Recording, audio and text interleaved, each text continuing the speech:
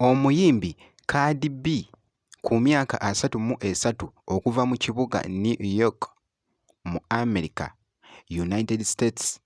Kaakati nno muganda wange okubeera nga afaanana munange ate Sheebah Karungi Omunnauganda omuyimbi. So bye ngenda okubeera nga nkutuusaako mu maaso awo, so nga ate Rema Namakula alaze munange ate omukwano munange ate ku Spice Diana oluyimba lwe, wabula ng'ate ku sayidi y'emu munange ate Bianca avuddeyo munange ate mu butongole ne yeetonda eri munange ate ensi. Bampita Jaminati nsinzira ku Jaminati Yugi, wabula sigenda kubeera nga nkulwisaawo. Ntandise munange ate ne Sheebah Karungi, wabula njagala munange ate mumbuulire ebigambo ebibadde biwandiikiddwa katambi kano nti Cardi B ono omuyimbi nti afaanana munange ate Sheebah. Njagala munange ate ompe endowooza yo gw'olowooza nti nno ku Cardi B ne Sheebah ddala bafaanagana?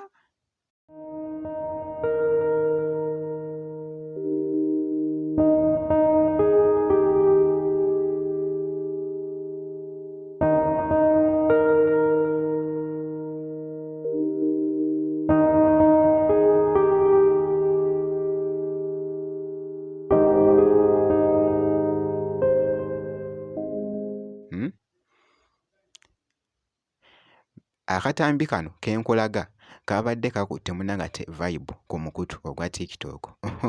Ekibadde mu comment section kibadde kikambwe, abamu nga bagamba ddala kituufu bafaanagana, ate abalala nga bagamba tebafaanagana. Wamma kaakati ggwe njagala munange ate ompe endowooza yo. So nga ate n'ebitambula munange ate ku Sheebah Karungi yasitudde dda munange ate okubeera ng'ayolekera munange ate mu Japan, okusinziira munange ate ku show ye gy'agenda okubeera nga alaninga. So alabiddwako nga yatuuse dda era nga bamusimbye nadda munange ate ekimuli nga bw'ogezaako okulaba omuyimbi munange ate Sheebah Karungi.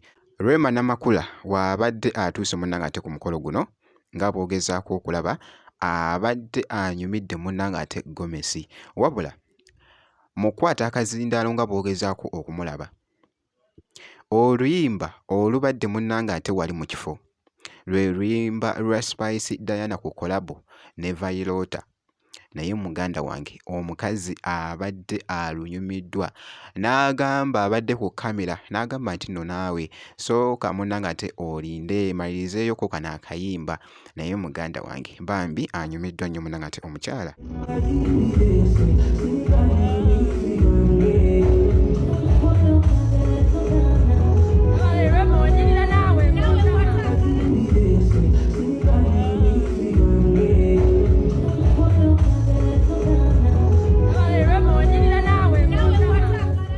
Anyumiddwa nnyo bambi omukyala Rema Namakula. So nga nkwongeddeyoko Bianca yavuddeyoko wali munange ate ku interview, era nga bw'ogezaako okulaba mu katambi ako Bianca yeeyongedde munange ate okukkaatiriza nti tagenda kubeera ng'abiddamu. Munnange mbaleetedde Bianca wano azze kubeera nga yeetondera Abannayuganda mwenna. Alayidde n'agamba taliddamu kwambala bintu by'abawala, taliddamu kwetekako ppini, taliddamu kukola kintu kyesitazza, era y'ensonga lwaki ntudde naye mu interview. Byonna abyogedde ne yeegayirira n'agamba taliddamu kuba munnyonnyodde nti akola influence y'amaanyi nnyo towards abaana n'abantu abalala abamulaba. Abantu yogera nabo. Bamikwano mulimu tyatimi Bianca once again in our back in action.